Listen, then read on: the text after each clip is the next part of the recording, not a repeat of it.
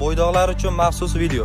To'y qachon uylanasan deb video tashlaydiganlarni uy sharoitida azoblashni o'rgataman. To'y qachon deb video tashlashi bilan siz ham ovozni xabar tashlaysiz, lekin so'kinmaysiz. Bir oydan keyin to'yim, shunga ertaga hashar qilyapman. Hasharaga kelib yordam berib yuboring, keyin $100 berib turing deysiz. Shu ovozni xabarda eshitgandan keyin u odam sizni hayotingizdan zagran pasport olib chiqib ketadi.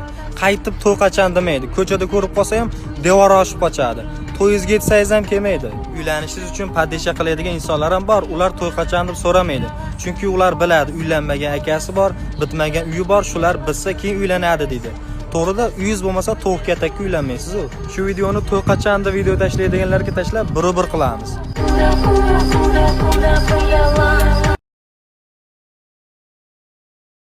Bo'ydoqlar uchun maxsus video. To'y qachon uylanasan deb video tashlaydiganlarni uy sharoitida azoblashni o'rgataman. To'y qachon deb video tashlashi bilan siz ham ovozni xabar tashlaysiz, lekin so'kinmaysiz. Bir oydan keyin to'yim, shunga ertaga hashar qilyapman. Hasharaga kelib yordam berib yuboring, keyin $100 berib turing deysiz.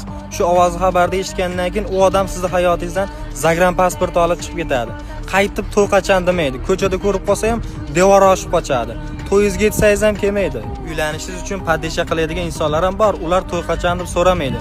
Chunki ular biladi, uylanmagan akasi bor, bitmagan uyi bor, shular bitsa keyin uylanadi deydi.